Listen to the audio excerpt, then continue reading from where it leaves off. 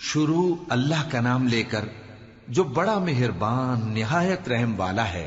طاسیم میم، یہ کتاب روشن کی آیتیں ہیں۔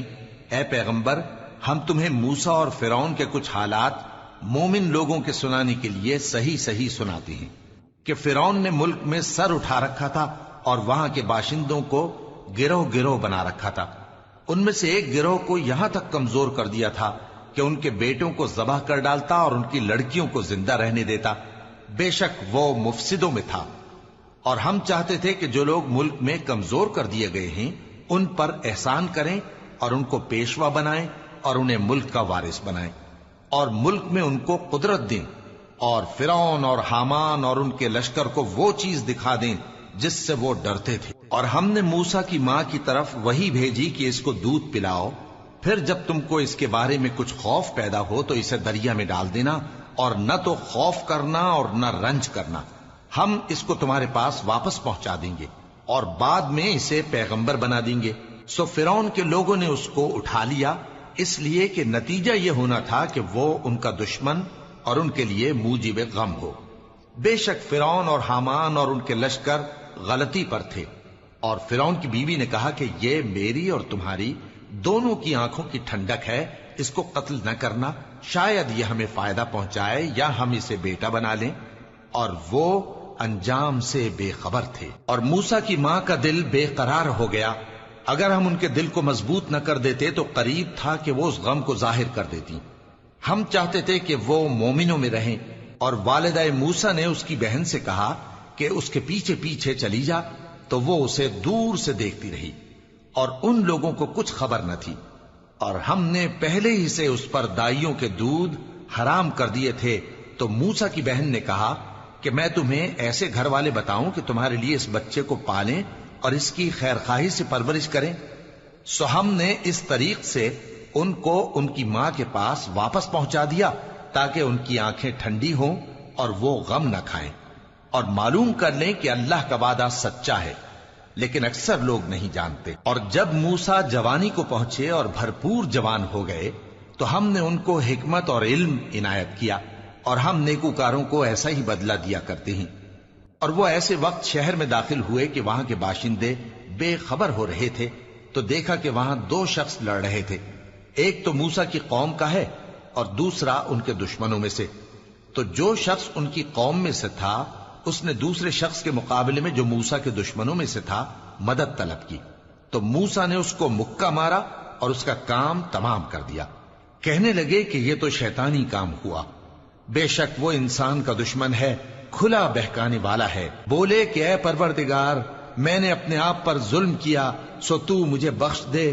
تو اللہ نے ان کو بخش دیا، بے شک وہ بخشنے والا ہے، مہربان ہے۔ کہنے لگے کہ اے پروردگار، تو نے جو مجھ پر مہربانی فرمائی ہے تو میں بھی آئندہ کبھی گناہ گاروں کا مددگار نہ بنوں گا۔ الغرض صبح کے وقت شہر میں ڈرتے ڈرتے داخل ہوئے کہ دیکھیں کیا ہوتا ہے، تو ناگہاں وہی شخص جس نے کل ان سے مدد مانگی تھی پھر ان کو پکار رہا ہے۔ موسیٰ نے اس سے کہا کہ تو بڑا بہکا ہوا ہے۔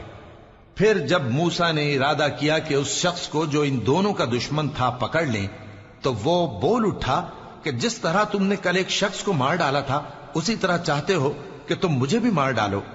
تم تو یہی چاہتے ہو کہ ملک میں ظلم و ستم کرتے پھرو، اور یہ نہیں چاہتے کہ صلح کرانے والوں میں سے ہو جاؤ۔ اور ایک شخص شہر کی پرلی طرف سے دوڑتا ہوا آیا، بولا کہ اے موسیٰ، اہل دربار تمہارے بارے میں مشورے کرتے ہیں کہ تم کو مار ڈالیں، سو تم یہاں سے نکل جاؤ، میں تمہارا خیر خواہ ہوں۔ چنانچہ موسیٰ وہاں سے ڈرتے ڈرتے نکل کھڑے ہوئے کہ دیکھیں کیا ہوتا ہے، اور دعا کرنے لگے کہ اے پروردگار، مجھے ظالم لوگوں سے نجات دے۔ اور جب انہوں نے مدین کی طرف رخ کیا تو کہنے لگے امید ہے کہ میرا پروردگار مجھے سیدھا رستہ بتائے۔ اور جب مدین کے پانی کے مقام پر پہنچے تو دیکھا کہ وہاں لوگ جمع ہو رہے اور اپنے مویشیوں کو پانی پلا رہے ہیں، اور ان کے ایک طرف دو عورتیں اپنی بکریوں کو روکے کھڑی ہیں۔ موسیٰ نے ان سے کہا تمہارا کیا کام ہے؟ وہ بولی کہ جب تک چرواہے اپنے جانوروں کو لے نہ جائیں ہم پانی نہیں پلا سکتے، اور ہمارے والد بڑی عمر کے بوڑھے ہیں۔ تو موسیٰ نے ان کے لیے بکریوں کو پانی پلا دیا، پھر سائے کی طرف چلے گئے اور کہنے لگے کہ پروردگار، میں اس کا محتاج ہوں، کہ तू मुझ पर अपनी नेमत नाजिल फरमाए। थोड़ी देर के बाद उनमें से एक औरत जो शर्माती और लिजाती चली आती थी मूसा के पास आई, कहने लगी कि तुमको मेरे वालिद बुलाते हैं कि तुमने जो हमारे लिए पानी पिलाया था उसकी तुमको उजरत दें। फिर जब वो उनके पास आए और उनसे अपना माजरा बयान किया तो उन्होंने कहा कि कुछ खौफ न करो, तुम जालिम लोगों से बच आए हो।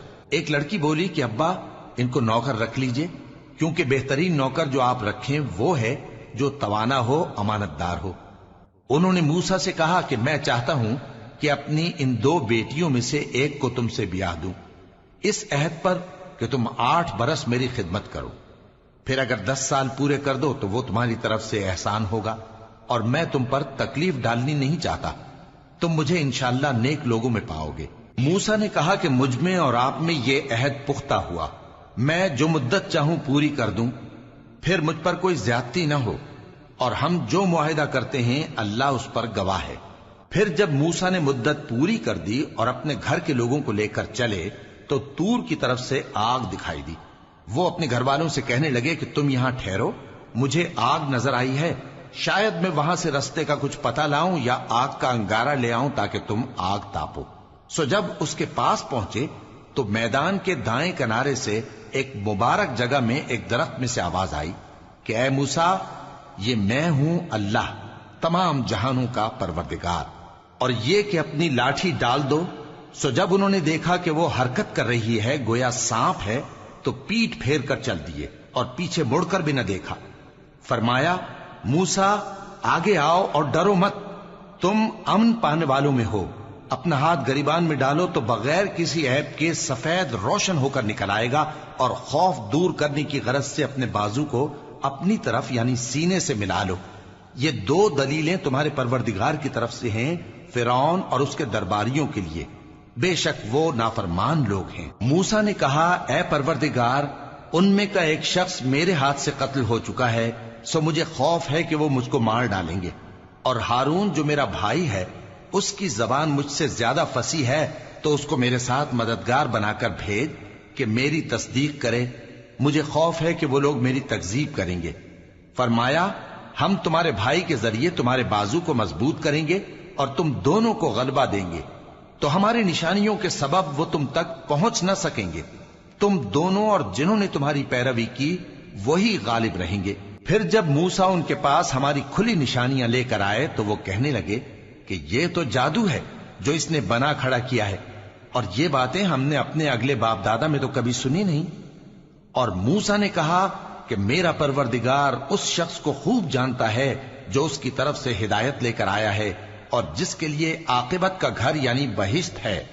बेशक जालिम कामयाब नहीं होंगे। और फिरौन ने कहा कि ऐ अहले दरबार, मैं अपने सिवा किसी को तुम्हारा खुदा नहीं जानता, सो ऐ हामान, मेरे लिए गारे को आग लगाकर ईंटें पका दो, फिर एक ऊंचा महल बना दो ताकि मैं मूसा के खुदा की तरफ चढ़कर उसे झांक लूं।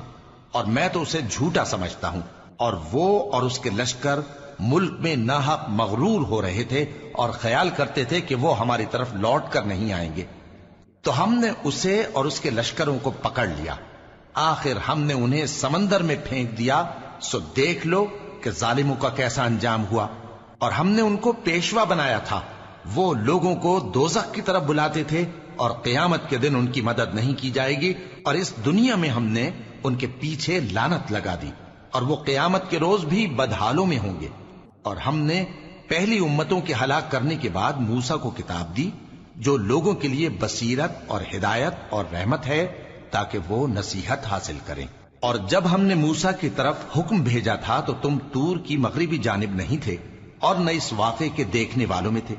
लेकिन हमने मूसा के बाद कई उम्मतों को पैदा किया, फिर उन पर एक लंबी मुद्दत गुजर गई, और न तुम मदियन वालों में रहने वाले थे कि उनको हमारी आयतें पढ़ पढ़ कर सुनाते थे, और हां, हम ही तो पैगंबर भेजने वाले थे। और न तुम उस वक्त जबकि हमने मूसा को आवाज दी तूर के किनारे थे, बल्कि तुम्हारा भेजा जाना तुम्हारे परवरदिगार की रहमत है, ताकि तुम उन लोगों को जिनके पास तुमसे पहले कोई खबरदार करने वाला नहीं आया खबरदार करो, ताकि वो नसीहत हासिल करें। और ऐ पैगंबर, हमने तुमको इसलिए भेजा है कि ऐसा न हो कि अगर उन अमाल के सबब जो इनके हाथ आगे भेज चुके हैं इन पर कोई मुसीबत वाक़े हो تو یہ کہنے لگے کہ اے پروردگار، تو نے ہماری طرف کوئی پیغمبر کیوں نہ بھیجا کہ ہم تیری آیتوں کی پیروی کرتے اور ایمان لانے والوں میں ہوتے۔ پھر جب ان کے پاس ہماری طرف سے حق آ پہنچا تو کہنے لگے کہ جیسی نشانیاں موسیٰ کو ملی تھیں ویسی اس کو کیوں نہیں ملی؟ کیا جو نشانیاں پہلے موسیٰ کو دی گئی تھی انہوں نے ان سے کفر نہیں کیا؟ کہنے لگے کہ دونوں جادوگر ہیں، ایک دوسرے کے موافق، اور بولے کہ ہم سب سے منکر ہیں۔ کہہ دو کہ اگر سچے ہو تو تم اللہ کے پاس سے کوئی اور کتاب لے آؤ جو ان دونوں کتابوں سے بڑھ کر ہدایت کرنے والی ہو، تاکہ میں بھی اسی کی پیروی کروں۔ پھر اگر یہ تمہاری بات قبول نہ کریں تو جان لو کہ یہ صرف اپنی خواہشوں کی پیروی کرتے ہیں، اور اس سے زیادہ کون گمراہ ہوگا جو اللہ کی ہدایت کو چھوڑ کر اپنی خواہش کے پیچھے چلے۔ بے شک اللہ ظالم لوگوں کو ہدایت نہیں دیتا، اور ہم پے در پے ان لوگوں کے پاس ہدایت کی باتیں بھیجتے رہے ہیں تاکہ نصیحت حاصل کریں۔ جن لوگوں کو ہم نے اس سے پہلے کتاب دی تھی وہ اس پر ایمان لے آتے ہیں، اور جب قرآن ان کو پڑھ کر سنایا جاتا ہے تو کہتے ہیں کہ ہم اس پر ایمان لے آئے۔ بے شک یہ ہمارے پروردگار کی طرف سے برحق ہے، اور ہم تو اس سے پہلے کے حکم بردار ہیں۔ ان لوگوں کو دگنا بدلہ دیا جائے گا کیونکہ صبر کرتے رہے ہیں اور بھلائی کے ساتھ برائی کو دور کرتے ہیں، اور جو مال ہم نے ان کو دیا ہے اس میں سے خرچ کرتے ہیں۔ اور جب بےہودہ بات سنتے ہیں تو اس سے منہ پھیر لیتے ہیں اور کہتے ہیں کہ ہم کو ہمارے اعمال اور تم کو تمہارے اعمال، تم کو سلام، ہم جاہلوں کو نہیں چاہتے۔ اے نبی، تم جس کو دوست رکھتے ہو اسے ہدایت نہیں کر سکتے، بلکہ اللہ ہی جس کو چاہتا ہے ہدایت کرتا ہے، اور وہ ہدایت پانے والوں کو خوب جانتا ہے۔ اور کہتے ہیں کہ اگر ہم تمہارے ساتھ ہدایت کی پیروی کریں تو اپنے ملک سے اچک لیے جائیں۔ کیا ہم نے ان کو حرم میں جو امن کا مقام ہے جگہ نہیں دی، جہاں ہر قسم کے میوے پہنچائے جاتے ہیں بطور رزق ہماری طرف سے؟ لیکن ان میں سے اکثر نہیں جانتے۔ اور ہم نے بہت سی بستیوں کو ہلاک کر ڈالا جو اپنی عیش والی زندگی میں اترا رہے تھے، سو یہ ان کے مکانات ہیں جو ان کے بعد آباد ہی نہیں ہوئے مگر بہت کم، اور ان کے بعد ہم ہی وارث ہوئے۔ اور تمہارا پروردگار بستیوں کو ہلاک نہیں کیا کرتا جب تک ان کے بڑے شہر میں پیغمبر نہ بھیج لے جو ان کو ہماری آیتیں پڑھ پڑھ کر سنائے، اور ہم بستیوں کو ہلاک نہیں کیا کرتے مگر اس حالت میں کہ وہاں کے باشندے ظالم ہوں۔ اور اے لوگو، جو چیز تم کو دی گئی ہے سو وہ دنیا کی زندگی کا فائدہ اور اس کی زینت ہے، اور جو اللہ کے پاس ہے وہ بہتر اور ہمیشہ باقی رہنے والی ہے۔ کیا تم سمجھتے نہیں؟ بھلا جس شخص سے ہم نے اچھا وعدہ کیا اور وہ اسے حاصل کرنے والا ہے، تو کیا وہ اس شخص کا سا ہے جس کو ہم نے دنیا کی زندگی کے فائدے سے بہرہ مند کیا، پھر وہ قیامت کے روز ان لوگوں میں ہو جو گرفتار کر کے حاضر کیے جائیں گے؟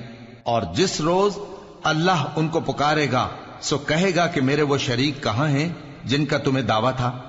تو جن لوگوں پر عذاب کا حکم ثابت ہو چکا ہوگا وہ کہیں گے کہ اے ہمارے پروردگار، یہ وہ لوگ ہیں جن کو ہم نے گمراہ کیا تھا، اور جس طرح ہم خود گمراہ ہوئے تھے اسی طرح ہم نے ان کو گمراہ کیا تھا۔ اب ہم تیری طرف متوجہ ہو کر ان سے بیزار ہوتے ہیں، یہ ہمیں نہیں پوچھتے تھے۔ اور کہا جائے گا کہ اپنے شریکوں کو بلاؤ، سو وہ ان کو پکاریں گے تو وہ ان کو جواب نہ دے سکیں گے، اور جب عذاب کو دیکھ لیں گے تو تمنا کریں گے کہ کاش وہ ہدایت یاب ہوتے۔ اور جس روز اللہ ان کو پکارے گا اور کہے گا کہ تم نے پیغمبروں کو کیا جواب دیا تھا، تو اس روز ان پر خبریں بند ہو جائیں گی، پھر وہ آپس میں کچھ بھی نہ پوچھ سکیں گے۔ سو رہا وہ شخص جس نے توبہ کی اور ایمان لایا اور عمل نیک کیے تو امید ہے کہ وہ کامیاب ہونے والوں میں ہو۔ اور تمہارا پروردگار جو چاہتا ہے پیدا کرتا ہے اور جسے چاہتا ہے برگزیدہ کر لیتا ہے، ان کو اس کا اختیار نہیں ہے۔ یہ جو شرک کرتے ہیں اللہ اس سے پاک و بالاتر ہے، اور ان کے سینے جو کچھ مخفی کرتے ہیں اور جو یہ ظاہر کرتے ہیں تمہارا پروردگار اس کو جانتا ہے۔